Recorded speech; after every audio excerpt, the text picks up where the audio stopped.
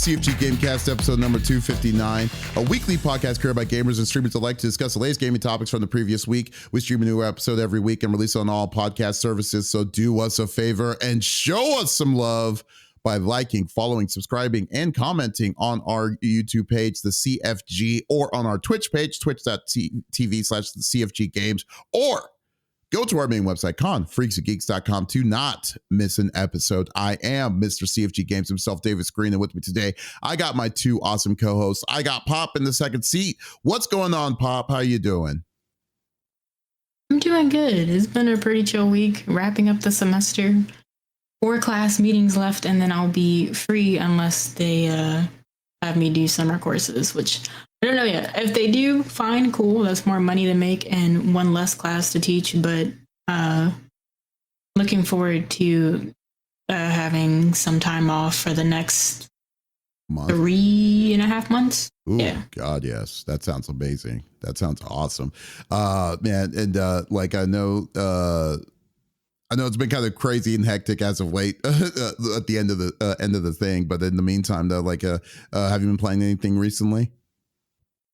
I've been prepping my speedrun for Pirate Yakuza for the Black and Flash Juneteenth event. Nice. Outside of that, nothing much. I mean, South of Midnight, I had some early access to that, but outside of that, I've just been working on getting that run routed. I did a practice run yesterday, and I ended up hitting 237, which isn't too bad for a first try with the New Game Plus run, but I'm hoping I can get that cut down to at least maybe 210. 2 hours is ideal, but I don't think it's possible because of one of the cutscenes. What's the record so far? I believe it's like 214. Wow, dude. So you're kind of close. You're cutting it really close. Jesus, that's gonna be insane. So looking forward to checking that out. Once you get some more information about that, definitely plug it in on here. That'll be awesome. So yeah, absolutely. That's cool. But hey, you know what, Pop? What's that? You know when you think of Dynasty Warriors, you think of this man that's just going ham especially with his boy Lu Bu. You wouldn't be talking about Smitty, would you? Oh yeah, I'm talking about the 5-star general of the itty bitty Smitty committee. I got Smitty in the third seat. What's going on, my dude? Recovering from, again, it was great seeing people out in Arizona at Game On Expo, being able to do that, interacting with people was freaking amazing. I would say it's like that's one of the scariest things when you're doing a live event that just nobody shows up. So it was awesome that people showed up. People were walking by, saw we were having a good time talking, we're popping in. So that's always a great feeling to be able to do that. But other than that, though, like, got back and the little was sick, so I was home with her. I worked, which is, again, a blessing to be able to work remotely still. So I was still able to work, but stay home with the little. I am starting to feel something between the con crud and the sick little and this and that. Like, I think things were bound to happen regardless. Excuse me. But, overall solid, getting more Warriors Abyss and apparently trying to speed up my carpal tunnel journey, I guess, in this game. I don't know. I know like South of Midnight came out and like I got to go back to Avowed. I'm playing freaking wow, you're playing Avowed too? I mean, let me loosely say I'm playing Avowed. I started Avowed is what I should say. Oh I started Avowed. So I'll get to that at some point in time, I'm sure. But that hasn't been the main focus. Main focus story-wise, I'm trying to get through Death Stranding. That's what I've been focusing on. But again, with Marvel Rivals, the new season coming out, and Warriors Abyss, I've kind of been splitting my time between those three, which I feel bad because I really, really want to jump back into and grinding out on some Once Human as well. So I don't know. Jesus, too many games, too much time. I'm excited for your topic as well because I know it's going to be meaty, but it's been a solid week. What about you, God, brother? Dude. Your like backlog, your backlog is like everything at the same time. I can't even. I know, dude. It's like I can't even like, dude. I haven't even looked at Indiana Jones and the Great Circle. I've conceded to just like there's just games that I'm not gonna ever touch or finish. Yeah. Or whatever. I have to like. I can't like. It's like I don't like having too many options. I have to be able to lay down and focus down on one thing or maybe a couple of things, and then that's all I can do, and then not think about the other things because it's gonna make otherwise it's just gonna make me feel like shit. We've seen the evolution of Smitty's 5 stages of gaming. Denial, yes, I can get through them all. Yeah, that's exactly what it is. There's too many games, too little time, too much fun. It's funny because it's like you want Smitty to be like, Smitty's like the perfect cheerleader for your game, because it's like when he's into it, he's into it. He's going to root for it, man. Like it's absolutely. Like, I wanted to play it, and it's like, oh, I'm going to play it, but I just don't have enough time because I have so many other things just going on at the same time. Oh my God. And that's not even talking like games like trying to review or stuff like that. It's like, oh God, I'm doing reviews. Yes. Yeah, that's like you don't want to miss it. It's so freaking crazy. It is a losing battle, my friend. It is a losing battle. There's no way you're going to catch up. Especially the games that you're playing, man. Like, I mean, don't get me wrong. Dynasty Warriors or Dynasty's, is it Abyss? Warriors Abyss? Warriors Abyss, yeah. Warriors Abyss. Yeah, Warriors Abyss is short. And but it's just repetitive, like it's not but like I don't even feel like for me and where I'm at right now, dude, like it takes me like the fastest run I've had has maybe been 45 minutes to get a full run. That's great. That's a lot of time, dude. That is a lot of time. Compared to like Death Stranding, dude. Like it's going to take time. It's going to take a lot of time. It does, but at least I'm progressing in a story. Yeah, that's what I'm saying? Whereas Warriors Abyss, like literally I'm just going through the same thing over and over. And I haven't even gotten to the higher difficulties. It changes, like there's modifiers and stuff like that with each traversal level that you go to, which again will spices up the game and makes it, that's where you get that variety. I haven't even gotten close to, again, I said that the highest traversal I've tried has been 3 and I got my ass kicked. So there's a lot still for me to discover. But again, that's a time burn. That is a time burn. Yeah. Well, I mean, I'm just saying, but like Dynasty, like a Warriors Abyss comparatively, like the story-driven games, it's a game that you don't have to think that much on comparatively to a progressive. And that's why it's easy to pop it on. I can hop off it, and like when you go back in, you're literally right where you left off. It's fantastic. And it's like great. I don't even have to put the full time in. I can just get this run started, and I'll save it for later. Yeah, I can play it on my backbone. It's great, y'all. Like I am like literally, I am playing it on my backbone, and I don't use my backbone very often. That should tell you everything you need to know. What up, Poppy? That's awesome. That's hilarious, but it's true. That's good. But that's as of me, man. Like once again, like what Smitty said earlier, thank you for all the folks that did come out to Game On Expo. Like I said, this is our very first time going out, and like I think I said even at the beginning of it when we did the panel, I was freaking out because I've never done a live panel before. So I was worried, and you're then Smitty's same like justifiable worry that no one was going to be there. So it's kind of like, oh shit, but everything worked out. It was great. It was we had a really good time. We had great conversations with folks and stuff. We welcomed things. Arizona, like I don't know what was going on in the city of Arizona or in Phoenix, but man, the weather was perfect over there. Yeah, it wasn't too hot. It was just cool. It was nice and chill. There was no burning up or anything. Meanwhile, we all suffered on the East Coast. Yeah. Well, we all know the East Coast doesn't exist, Pop. So there. That is crazy. And I've been meaning to ask, what was the wildest or hottest game take that y'all heard at Game Expo? That's a good question. What the wildest one? Well, for me, it's fucking Wario, dude. Like that was. Like, so there was a Wario cosplayer that was saying that Dark Souls was overrated, and I'm like, you're not wrong, but you're not right.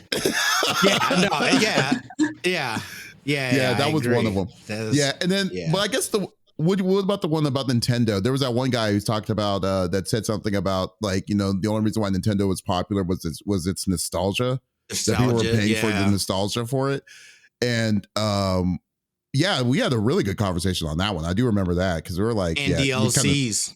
And the DLC. Oh God. Oh yeah. Don't get me started with that. Or no, early releases. Yeah. Early releases. Yeah. Early access. That was. Yeah. That's right. That was good. That was a good one. Definitely. But what do they say about early access? Well, they basically had the same take I do, which was basically saying like they're just annoyed by seeing early access and not getting the full game. And when the game finally comes out and stuff, like it's underwhelming because it's not like immediate. It's something that you have to wait months on in, but then yet you paid full price for the game. So I was just like, yeah, I mean, I've been saying it forever. Smitty's been hearing me say it for years. So it's like, yeah. I'm on the opposite end of that spectrum. I love early access games. I love feeling like I'm a part of the development and like how the community grows and like being on that ground floor of a game. You know, so, but I can understand too, like, you know, I think in some, you know, sometimes it is warranted. I think other times it's not warranted. And, you know, early access to me is a game's launch, whatever they want to call it. And they're basically saying that we are going to actively work with this while letting people play the game and you're going to pay this price. But once this game, I guess, comes out, they will or then can up the price. That's where some weird things have happened too, where all of a sudden, like people that have already bought in, they're like, "Oh, you got to rebuy into like, whoa, what you talking about, dog? What you talking about, dog? I already bought this game, son. I helped you build this game, son. Like, why are you asking me for some more money? You know, nah. Do you know what it is though? Like, I think it's just a matter of the level of greed that these companies kind of go with. And like I said, it's like there's a time and a place for early access, but I think it depends on the size of the game that you're doing it in my personal opinion. Like a AAA game that says early access, there's so many different options or so many different games you could pull examples of early accessing being either too aggressive or asking the consumer more money that they shouldn't be asking for and stuff like that. So and it's like Steam Early Access is also another one I'm kind of like 50-50 on as well. But usually, like in the perfect world, I can understand why they're doing it, but it's fairly seldom that they don't do it, that they do it right. And so that's my issue with it.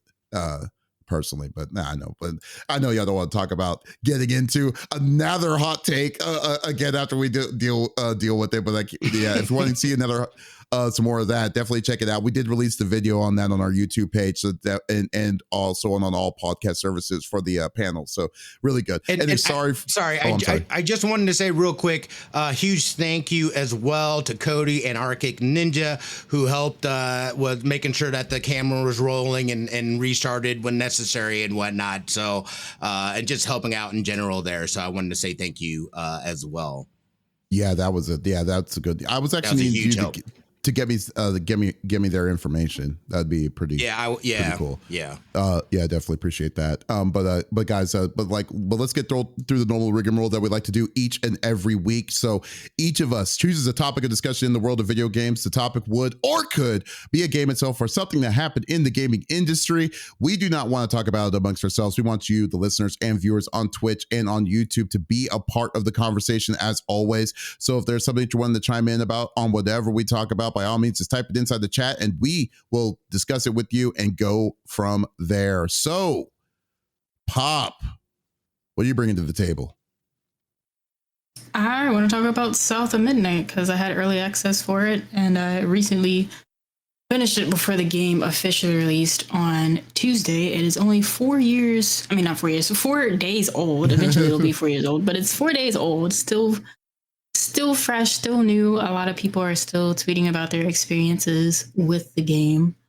I went in without any expectations, like high hopes for the game, which actually helped out my experience quite a bit with the game. I would give it an 8 out of 10. Nothing higher than an 8. I wouldn't go lower than a 7, honestly. Oh, wow. Okay. So it's a good game.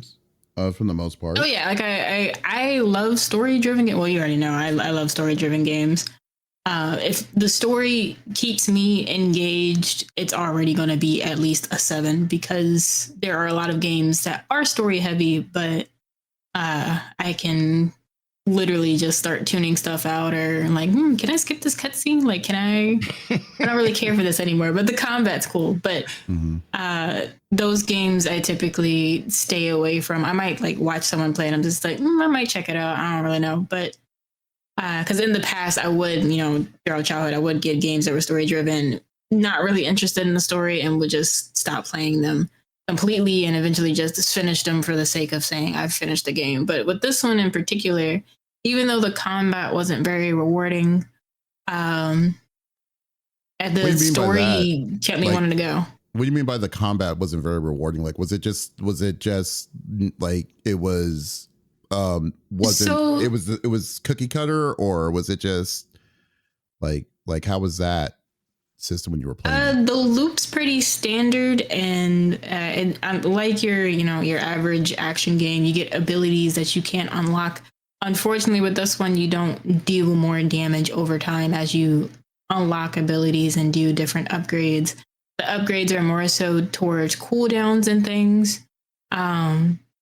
They have like a parry and a block, but the mechanics are very, I don't want to say they're polished, but they're basic in the sense that you have the option to skip combat and fights in the game, which I think is pretty cool if you just want to pay attention to the story. But with action-based games and doing combat, and this might be, my experience with other games, I like being able to deal more damage over time as the story progresses. By the time you get to the final boss, you're dealing the same amount of damage you were doing at the beginning of the game. So you don't progressively get stronger, but it's just rather that it's more like so it seems more kind of platformish then. Yeah, you don't definitely leans more towards the platformer side than the combat side. It's definitely super platform heavy. And when I say you don't deal more damage over time, even with the Weaver abilities, yes, they do a little bit more damage, but the fact that all the abilities have a cooldown on it, you're still theoretically doing the exact same amount of damage you would be doing by the time you unlock those abilities and get to end game. So it really isn't. And that's not very rewarding to me. Like I like being able to play a game and being like, oh, if I do this cool combo with the gameplay mechanic, I can, finish this boss in 3 hits and I'm on like hard or something like that. Or if I haven't played it on a higher difficulty, but I would not want to play this on a higher difficulty because of how the combat mechanic, the combat loop is just not there for me. A lot of people like the music. Sorry, as the music head of the group or music teacher, whatever you want to call me, the musician, music educator of the group. The PhD am not a huge fan of the soundtrack. Yeah, I am not a huge fan of the soundtrack itself. Call it bias, whatever you want, but it really feels like someone was given an assignment and they fulfilled all of the requirements. Like it sounds good, but if I want to listen to jazz or other music from the US South, I'll just go. It's like, oh, this reminds me of this. Like the combat music at the very beginning really irritated me because it had this Porgy and Bess. I don't know if a lot of people are familiar with that, but Porgy and Bess, long story short, it was a stage work by George Gershwin in an attempt. Funny enough, it's the attempt to capture the Black experience in the U.S. South, but from a non-Black perspective, where you have this game trying to capture the U.S. South in general, but a lot of the folklore that gets pulled from are from different Black cultures in the U.S. South. So like Creole people from Louisiana. There are a couple of white Creole characters where like they speak French. The difference is white Creoles, they're not mixed. Louisiana, New Orleans specifically, had the split between the Spaniards and the French. So the French white men called themselves Creoles. So it's a linguistic difference and not a skin difference. Black Creoles are just people that were basically people of color that mixed with other people of color. So you could have like a Black French person that was mixed with a Black Spanish person. or a black and or a dark skin or brown indigenous person in Louisiana. Just wanted to make that distinction there.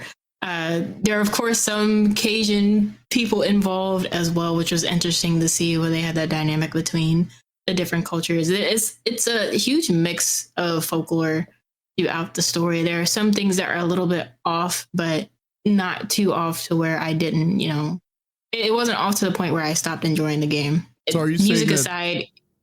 Oh, I'm sorry. Oh, sorry. Go ahead. Like I was just saying, so are you saying, like, music aside, the fact that you don't think that it was as authentic as it should have been, given the place that it's coming from and the story that it was trying to say, or that it was portraying, because it didn't seem like the source wasn't, from from the South, essentially. Oh yeah, no, it's definitely. I mean, authenticity is always like subjective to certain people. Like to me, this isn't going to be authentic because of who is behind the scenes, and because of that, I see it as a positive representation of the South. There are a lot of different things in popular media where it's just like, here's the U.S. South, and it's like absolute dog water. But this is an actually like fun representation of the U.S. South. I was a little confused by like the timelines that were going on, and not confused in a sense of it wasn't clear, but it was just like, you start off from what seems to be sort of modern day, but it was a mix of different times that are part of the U.S. South, and I thought that was a very interesting take. It's definitely a great interpretation of the U.S. South, but I wouldn't say that it's an authentic representation. Yeah, just not enough for you to be, but it wasn't a deal breaker enough for to be like, this game wasn't good. No, I wouldn't say that it's a bad game. It's definitely a good game. Yeah. What do you think? It's a nice game to pass the time by. If you have high expectations for this game and you haven't played it yet and you're listening to this or we talk about this, do not let my words get you down. I had fun. There's just some things that I had to, or things that I was able to overlook because I was having fun. I won't say I had to overlook them because I didn't force myself to. Like I said, the story kept me engaged. I'm just like, that's not what a Rougarou is, but I was just like, there were some things that popped up. I'm just like, I don't know what it is, but that's cool. What do you think about that, Smitty? Like, is it like, are you still anticipating wanting to try it out? Oh, I'm absolutely gonna play it. And again, it's for I've got family from the South, so it's for me anyway. I don't have like this game needs to be amazing. I expect it to be an average game at best, and I'm talking about technically and things like that. For me, I just want to hear the story. I want to know the story behind this, because and I've talked about it. It's not something that I'm like, like hone in on like whether a game has a person of color or not. But for me, there's not a lot of people of color that are the protagonists in games, and we're seeing more and more of it, despite people being salty about it for some weird reason. But I love it. Again, one of my favorite games is Deathloop. I absolutely love that game. I was able to relate to the character and become the character, just because, we look similar, or because we, whatever. And I totally get it. I think representation is important in video games. So... And that's Zao's another example for me. That's a game I play on the side as well. Just I'm not familiar with African culture and stuff like that. I'd love to learn how they interpret their culture into a video game. So that's stuff that I want to be able to try. And whether it's, I don't go in with these high expectations for these games to be technical masterpieces. I'm going in for the story, the culture, and that lore, because it's something that I'm not familiar with, and I'd like to know more about it. And if you have a fun game too, hey, that's just a bonus for me. that's cool. Yeah, I will say I'm happy that the game was marketed as not being something super technical. Like, the game is slipping my mind. It's another game that has a person of color as the protagonist, and it just kind of like fell on deaf ears because they were like, "Oh, this combat is a little upsetting." Was it Forsaken? Forsaken or Forspoken? Forspoken. One of the two. Yeah, like a lot of people were expecting. Yeah. Forspoken kind of fell short on the story from what I've heard. I didn't play it because I was already not interested from the trailer kind of turned me off. But with South of Midnight, the trailer, I was already intrigued by how the story was set up. The game is absolutely gorgeous. If I had to say what my top 3 favorite things are from South of Midnight, character designs, the environment. And it was a little weird to get used to at first, but I actually didn't mind the stop motion animation that was happening during the cutscenes. It fit in very well. So, like the weird Spider-Man. Yeah, the Spider-Man movie, like the 14 frames per second, that weird thing. Yeah, that was. And an honorary mention, the sound design. You know, as a music person, I'm a sucker for hearing different sounds, and just like, I guess that goes with the design of the environment, just being able to hear certain things in a very unique way. Super fun. You've actually made me more excited now about the music, especially being a doctor in music, and what your take is, because that was one of the things I was really looking forward to. So somebody that is not, as educated or does not have that knowledge of music like that, I'm curious to now going in what my ears hear and how I like it, how I interpret it, as a person that's less familiar, but also taking in this story. So I will say the sound, I didn't like the soundtrack, but I will say it doesn't sound bad. I just didn't like it because it's just like it was teaching like student assignments, like composition assignments. It's just like, submit this. And it's like, where's the creativity? It's safe, but like, where's the? You're coming at a bias at a higher level of like of appreciation when it comes to that kind of stuff. My palettes a little different, but exactly. So it's like it's a very audio design, which is completely separate from the soundtrack. Like what you hear, the things that you like. That I'm familiar with. Audio design is just sound design, just chef's kiss, perfect. Very nice. That's good to know. Riggedy Rec did ask this game is looking cool. How long did it take to beat? It took me about 8.5 to 9 hours. If you want to finish or like 100% the game, I have heard that it takes around 14 to 15 hours, but the devs did come out and say that it takes about 10 hours to complete. Yeah, it's not bad at all. I think it's running for $40 on the market, and a 10-hour game with a solid story, polished gameplay. I didn't encounter any issues with the gameplay, and I think they did have first day patch that happens, but even though the combat isn't rewarding, like it's polished enough to the point where like if anybody nitpicks anything outside of the combat loop being boring, then it's skill issue. Yeah, I'm sorry, skill issue. It's also on Game Pass as well. Yeah. So that's unfortunate because like I don't have Game Pass, but I would have to buy it. Dude, you already know it, man. Like, I don't like renting games. Just get Game Pass. You heard what I said. I said within the next 10 years, Xbox is going to be the leader in video games. You heard it here first. You said it multiple times. That is my hot take. I did. I have. I've been saying it for years now. I just don't like the idea. Are you going to say this at Level Up in Las Vegas? I absolutely will. I need you to... Absolutely will. That is like... I firmly believe it. I feel like they have positioned themselves. Regardless, that's a whole other topic. He's gonna bang on his chest as hard as he possibly can, and it's like it's about this. And I'm just like, I am not gonna rent. My thing, I'm not gonna rent games. Poppy Hendricks is with me there too. Xbox is not going to be the leader in ish.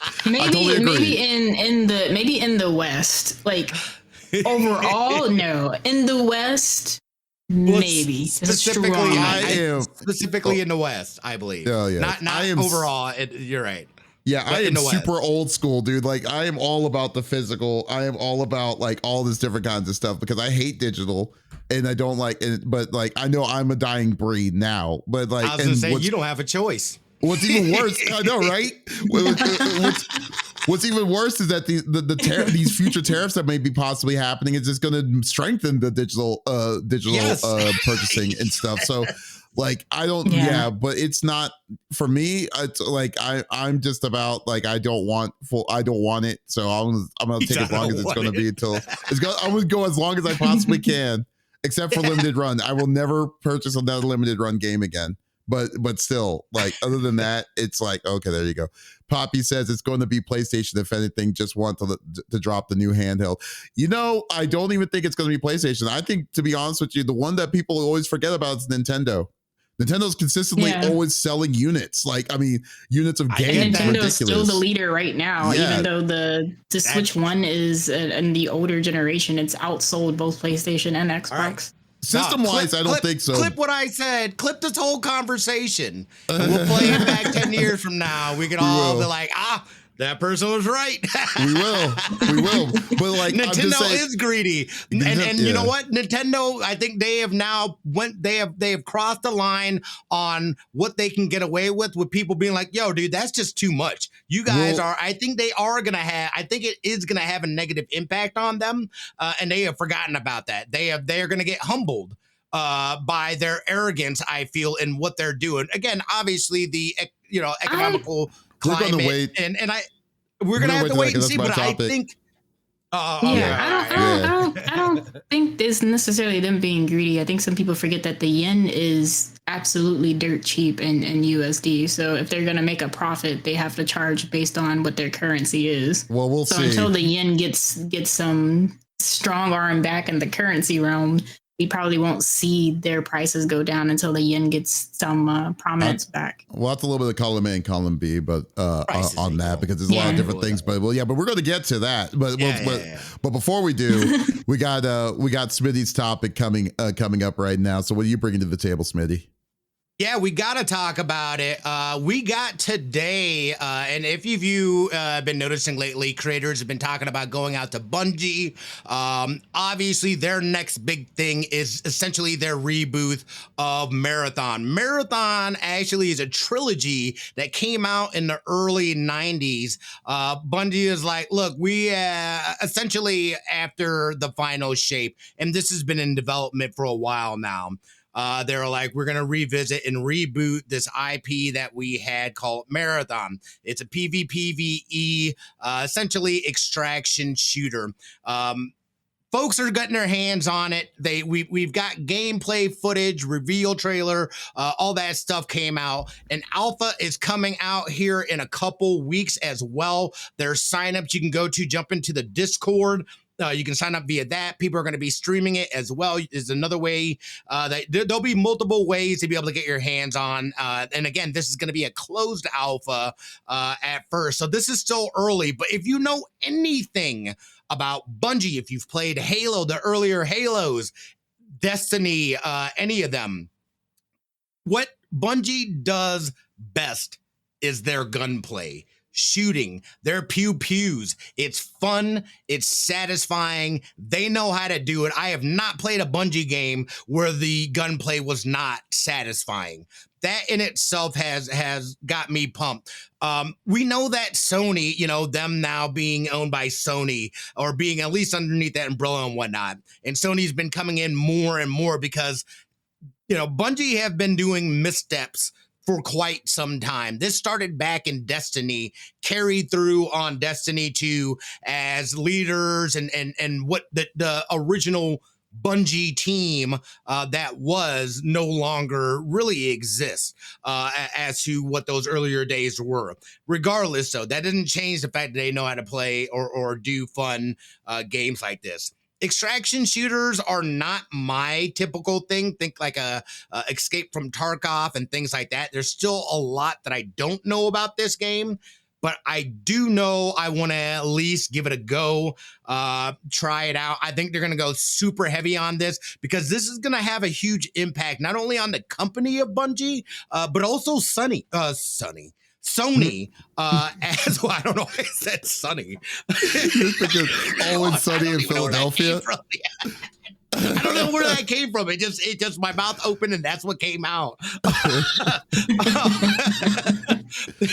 So I think this is going to be huge. I think there's going to be a couple factors though that we have to think about in terms of this game being successful. These types of games already exist. I wouldn't say it's an oversaturated market, but there's some saturation within that market. So people are at least familiar with that type of game and stuff like that. The biggest things that are, I think are going to be the most impact in terms of consumer wise is going to come down to what the game's going to cost. Right. I imagine, it's going to be at least industry standards around $40 for a type of game like that. So we have to see, are they going to throw up premium prices, them Sony prices out the gate? Is it going to be closer to industry standard?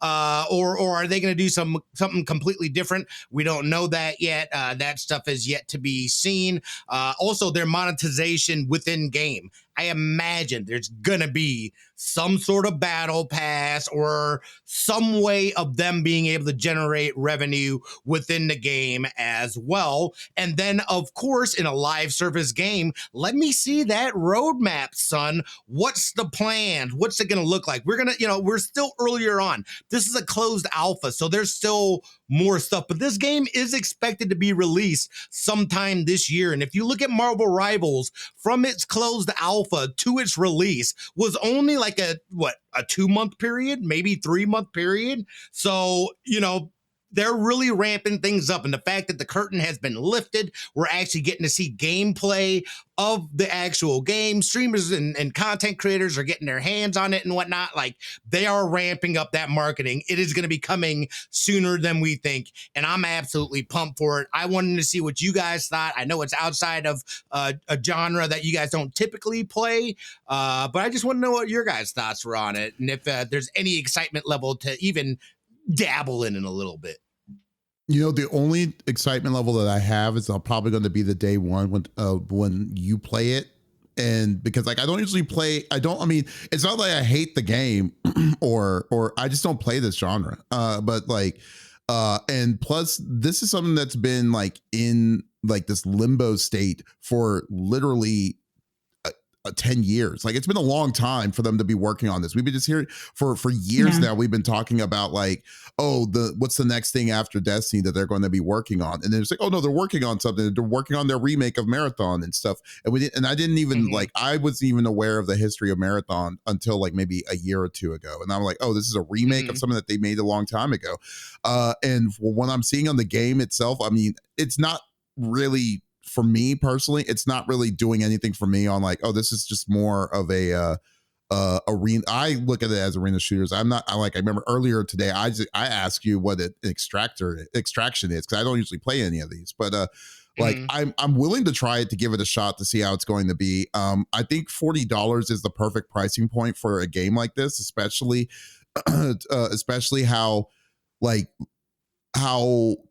competitive, and also I feel that PlayStation is a little bit on their back foot on their original plans on these games as a service, and they need to really get that that community back on their side a little bit for this now, since they committed to purchasing Destiny or Bungie and stuff, and they needed to be they're in a position where they this game kind of has to succeed for Bungie for Bungie to even existing here in the near future. So I really hope that it's as good, or people get the anticipation for this game is worth it.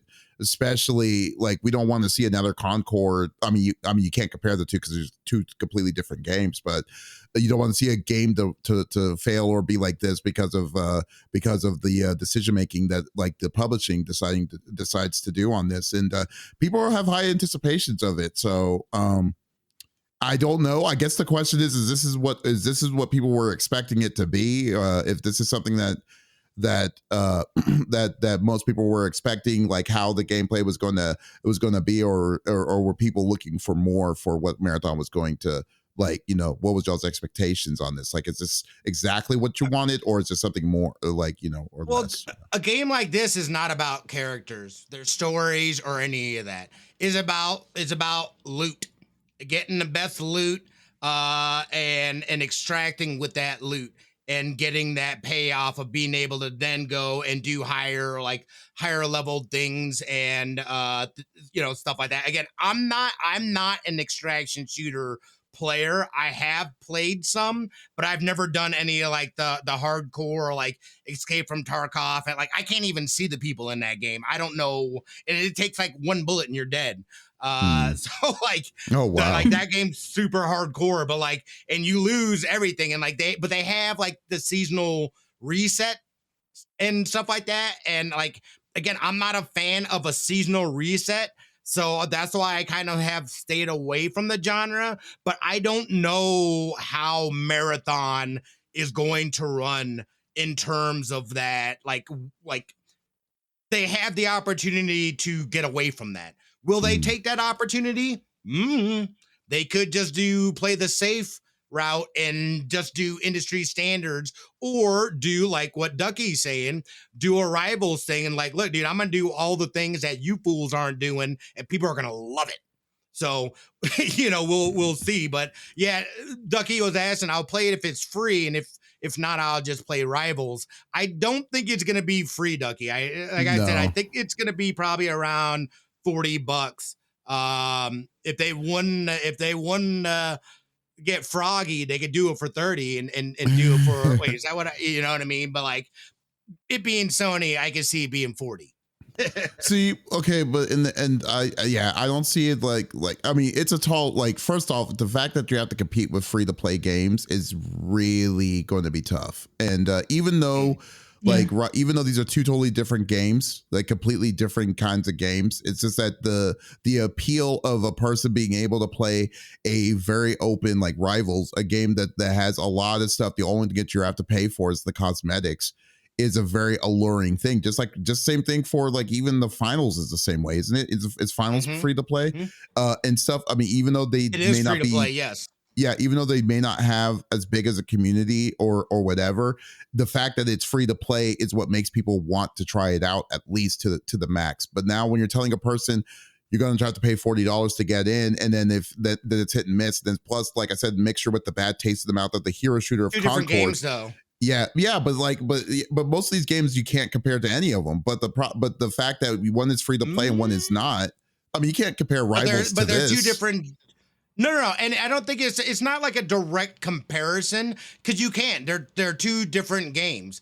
But it's a matter of, and again, this is where that extraction shooter, it is a niche community of people that enjoy that. I think more people are going to jump in because Bungie, what does Bungie do well? They make shooting people a lot of fun.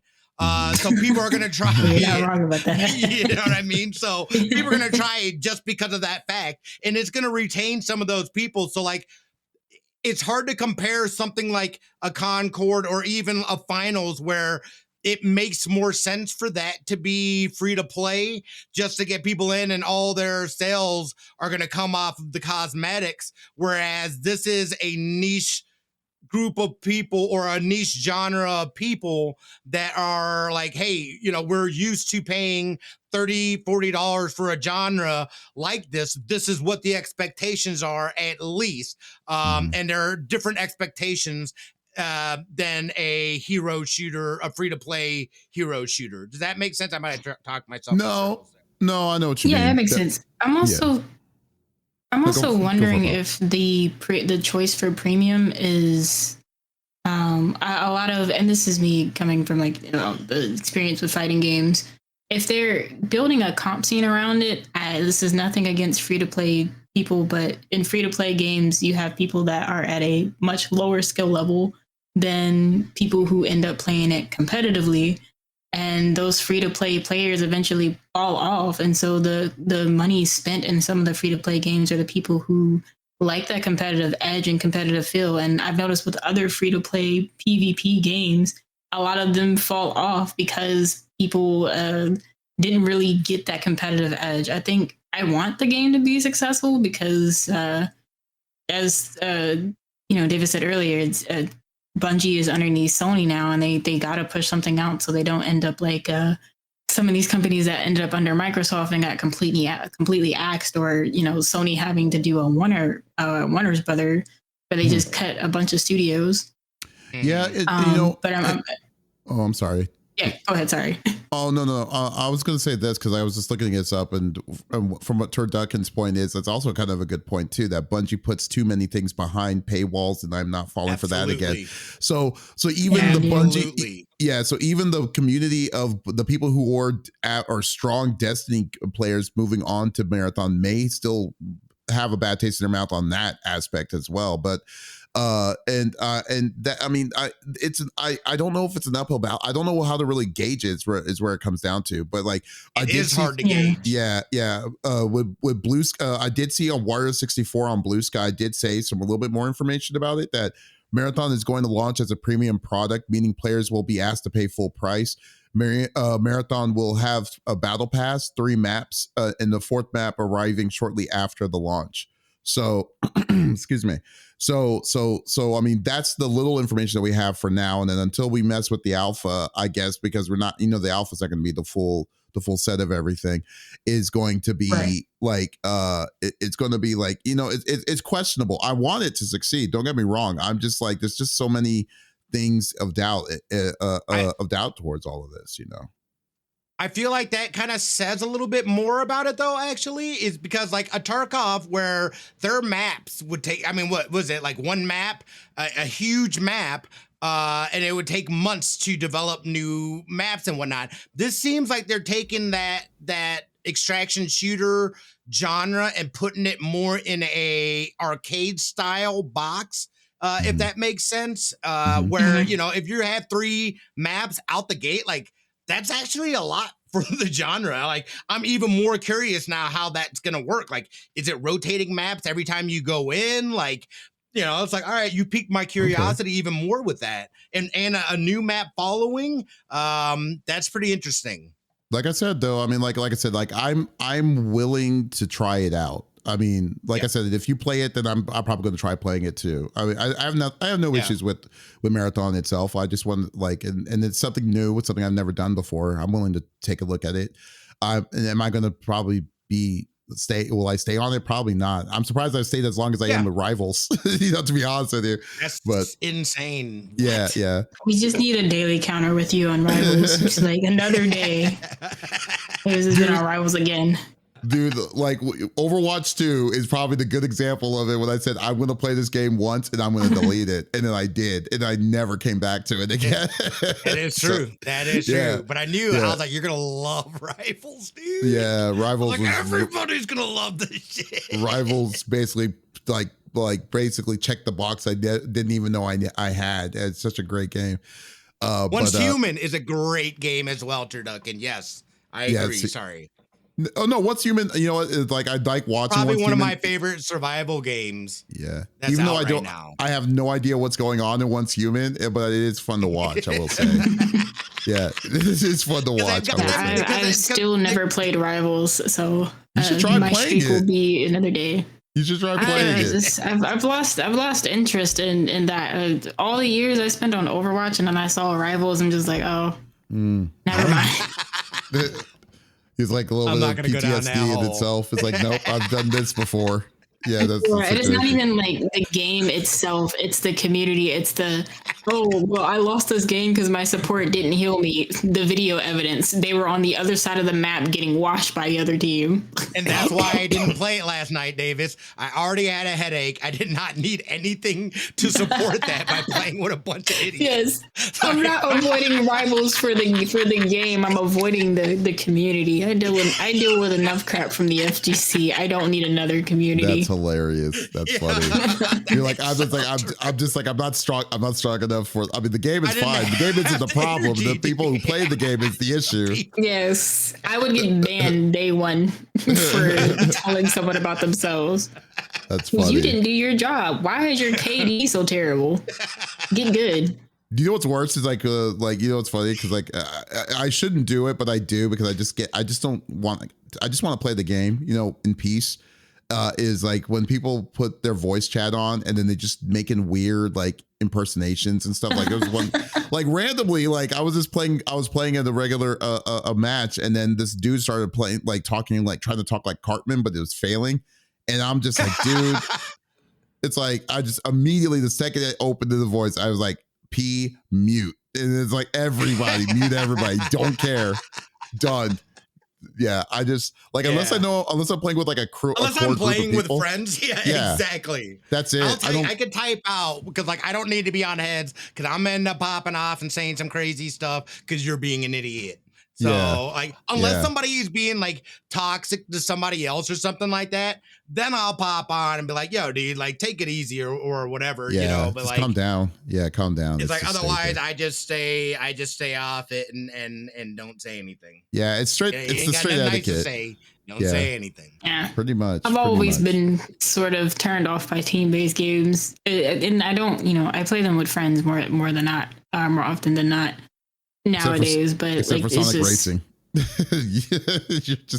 you're even then like, I can't trust my team. That is true. But it's always that a thing where someone gets blamed, but it's just like with a fighting game. Nah, you screw up, that's on you. That's on you. That's how it normally goes.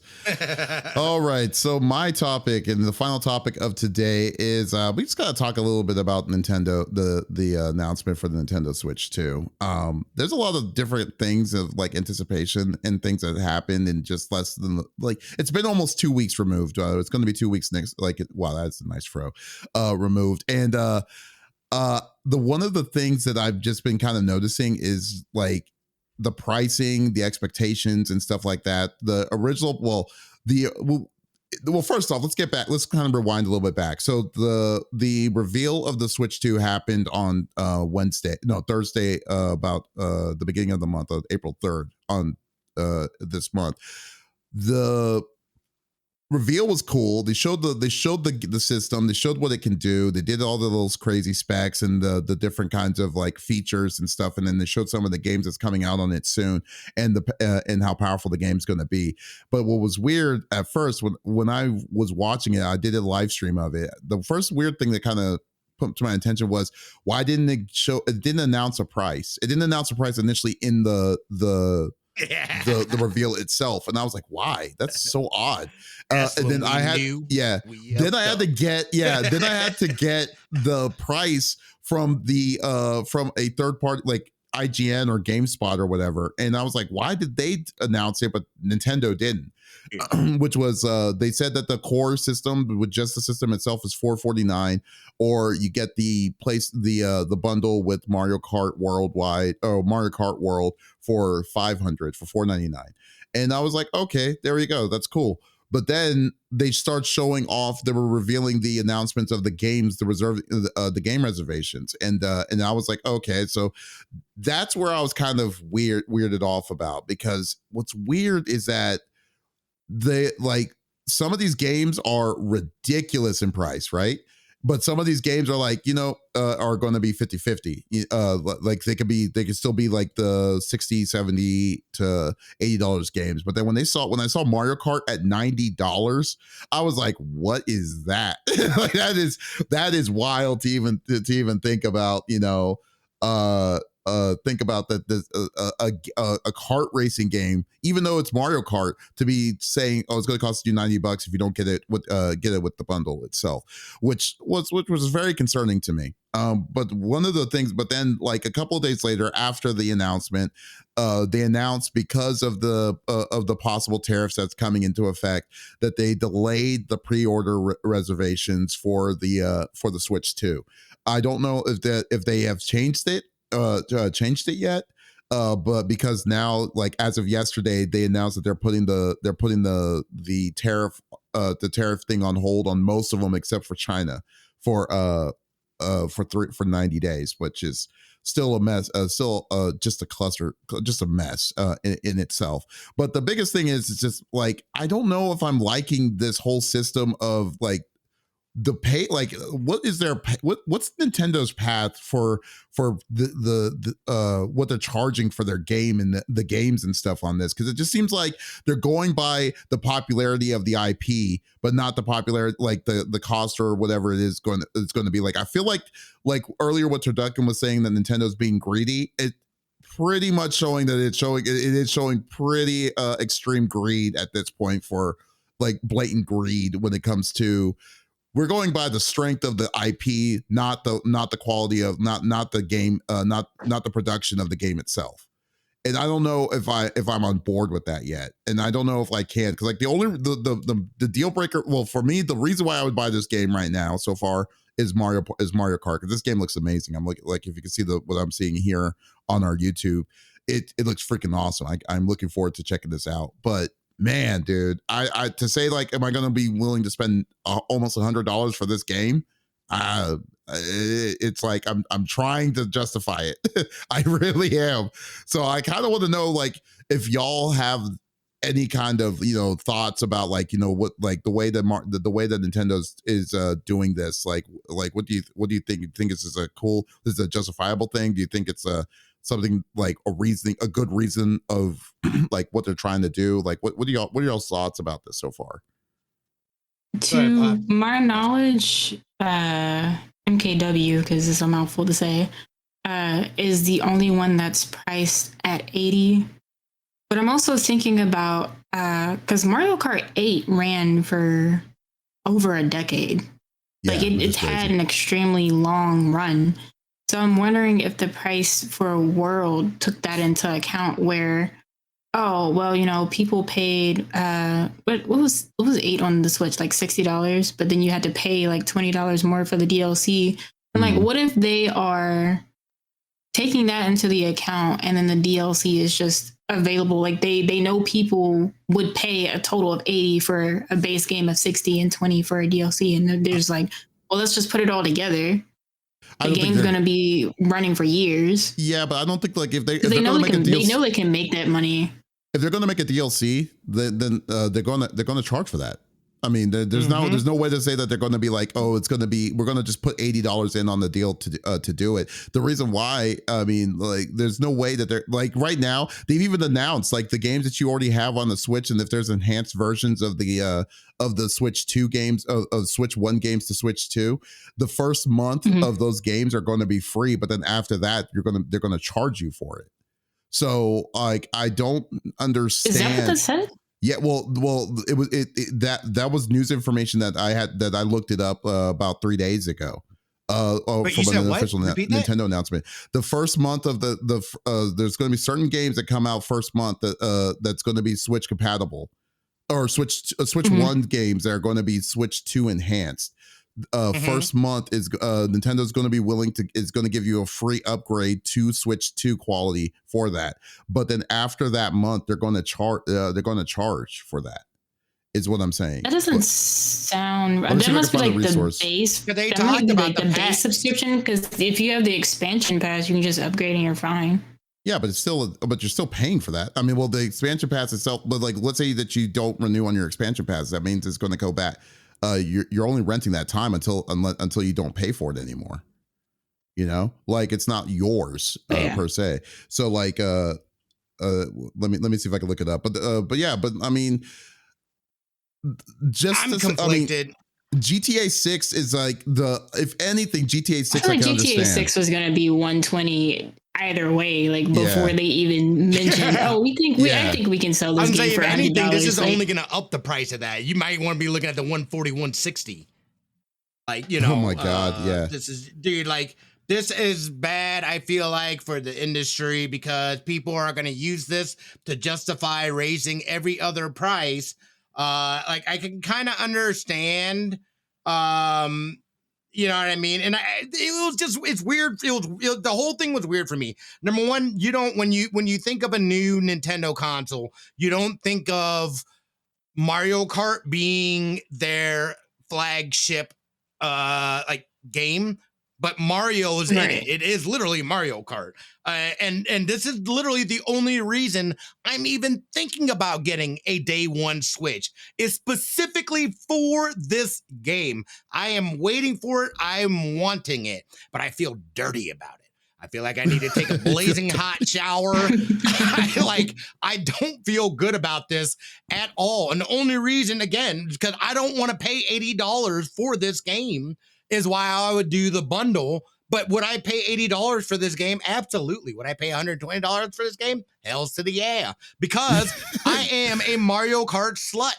But that doesn't matter. This is bad overall, I feel, in terms of what they're doing. And if you look at some of the other things, proprietary, and again, this is what I need to know. They have a camera now for your chat, right? Mm-hmm. Can you use any USB-C camera, or is it going to be something that's proprietary to Nintendo that it won't read just like any other thing? Or can I just plug a camera in? I don't know. And you're forced to then, you know what I mean? Like kind of like what Sony did with their dumb, but they had a proprietary port.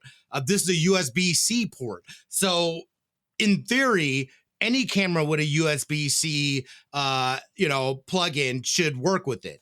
So I don't know. The straps, dude, for the freaking straps, it's $10 for the fucking straps. The straps for $10? Jesus. For the straps, son. Wow. For the tech demo, it is $10 for the, why are you, what was his name? Reggie came out and literally tweeted about the story about how he got them to put in Wii Sports as a free game. Nintendo does not want to do that. They are wanting, you know what I mean? Like, and I think that says everything about everything to me. Again, their jobs are to make money. I understand that. Yeah. But they're not about the culture. They're not about the games and all that stuff. They don't give a shit about you or me. They give a shit about the money that is in our pockets. And they are showing that. And again, this, I feel, only supports my theory as to why I believe Xbox is going to lead the gaming industry. You have to bring that in. You have to bring another thing to the forefront. In terms of the Japanese gaming industry, they are the only ones that haven't done layoffs within Japan. They've had to do layoffs in other places. I think Nintendo is the only one where they haven't done layoffs in their, headquarters outside of Japan. And I'm wondering if the price increases so they can continue to do that, because if Nintendo ends up saying, hey, we had to lay off 100 people at Nintendo America, like I can only imagine what kind of backlash. Like I seeing the backlash at the $80 game, I'm just like, I can only imagine how people are going to react if they find out that Nintendo does layoffs. I'm not worried about so if they have to do a price increase, I understand a price increase. Like for instance, when PlayStation decided to say games are going to be released at $70 a head, then I was like, okay, that I understand that. But if you look at the games that are being released on the first gen games that are being released, they're all over the place. They're not like statically the same kind of base. Oh yeah, there's no assembly of a good roster of games for the Switch 2. I'm not. But no, I'm not talking about like roster wise. I'm talking about like the games itself is like Mario Kart's probably the most expensive one, $80. But then Donkey Kong is good. I believe Donkey Kong. Actually, I think Donkey Kong is also an $80 game. When I think about it. No, it's 70. Oh, is it 70? Let's it see. Is 70, Donkey Kong. What was it called?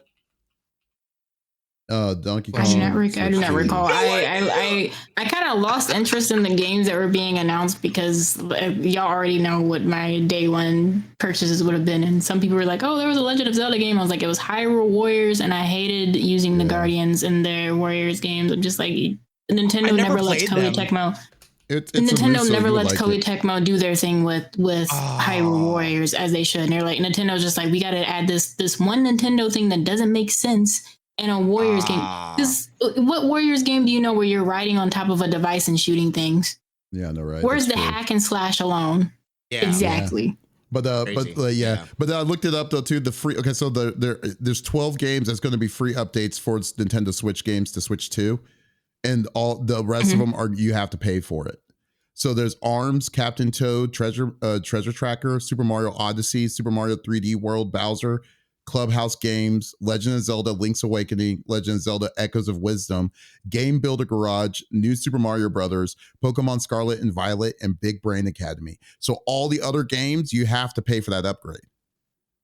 It's crazy. And that's on Nintendo's page itself. So like, I don't know, like to say that you're going to do it itself. So I'm just saying that like they seem like they're being a lot more aggressive than what you're normally usually seeing with this. Is not the family friendly Nintendo that you know what I mean? Like I feel like this is more akin to, you know, every other like consoles and not even like not necessarily not PC, I guess maybe more towards consoles, I guess, and just what they're I don't know. It just feels feels right. dirty to me. Yeah, it doesn't feel like Nintendo. Yeah. Like this does not feel Nintendo to me. Yeah, and that's another thing. I didn't even know what Tadeka just added on. Say they are even charging for the in-game chat. Like Discord doesn't exist. Like, what do you mean? So like how is that? I think that's a part of the. I think that's part of the online features. You have to pay for online on PlayStation. You have to play the chat online with Xbox. These are just I was gonna not say free like things. if there's an additional fee on top of the whatever that you're paying for the internet, it's going to be crazy. It is with the Nintendo Switch Online. That is where you pay for the in-game chat. It is not an additional price. I do have that because I have a family plan. You know what I mean? So like,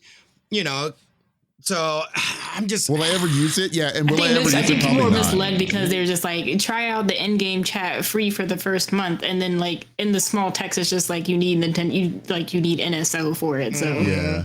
But I'm like, that makes sense because the other consoles do that, and not everybody uses Discord for gaming. Yeah, if you're thinking about like the average gamer, they are not going to be on Discord. Oh, I don't really care. Well, like first off, I don't think the average gamer is not going to. The average gamer is definitely not going to be using it. But as a parent, I'm a lot more likely to. Oh, you're playing with your friends on Nintendo? Great, sure, you know, go for it. As opposed to, oh yeah, here's Discord, here's access to anybody's server. I'm more comfortable as a parent having it within the Nintendo ecosystem that I can control and look at and use the app to be like, oh, this is their, you know, whatever. So like it totally makes sense to me in terms of who their target audience is and who would actually be. I mean, even the video in the thing, I was just like, I can't believe you guys actually showed it because it looked like shit. Yeah, it was a kind of like a 50-50 kind of thing. 144p? Like, what is happening? It was bad. It was bad. Crazy to me. That was crazy to Especially when they showed the clips of them, like, you know, actively being interactive in the videos. And I was like, this is terrible. This is like 2008 kind of thing. Oh, with that deal. So no.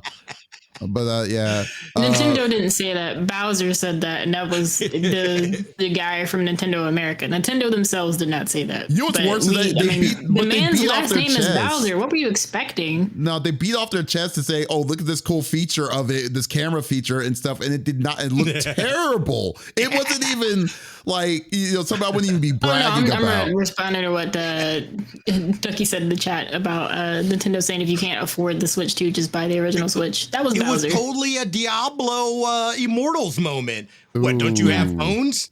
Like literally, that's all I can think of. Dude. I saw what he said. I'm just like, y'all are expecting a man with the last name Bowser. When he got hired on as the CEO, if you look at his picture saying, "Oh, look at the job I got today," Mario and Luigi are tied up with like power cables in the back on his shelf. Like, no, of course he's not gonna, you know, be like, oh, you know, these Switch 2 prices are not okay. Look at what he did to the flagship characters. He doesn't care about the consumer. I imagine Doug Bowser drives to work in one of like his car, but the car is dressed up like that clown helicopter thing he used to wear doing Super Mario Brothers. Yeah, exactly. Don't know where. Yeah, no, right. Well, time to go. And then it's like just. Or if he has a Jeep, the tire on the back just has spikes coming out of it, like Bowser's shell.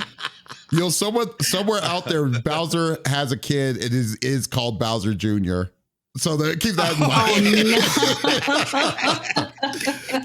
So there you go. And the kids at school call him that. Yeah. Okay. But yeah. I'm gonna throw my money at it. but Yeah. I don't like it. I don't You're like kind of the way it you're is. kind of the problem, but at the same time, it's like I know. can I'll have admit it. I am part of the problem for sure. I think people should not, and you know, again, speaking with your wallets is gonna say and do the most, have the most effect. But I am part of the problem because I will be giving them my the wallet. money.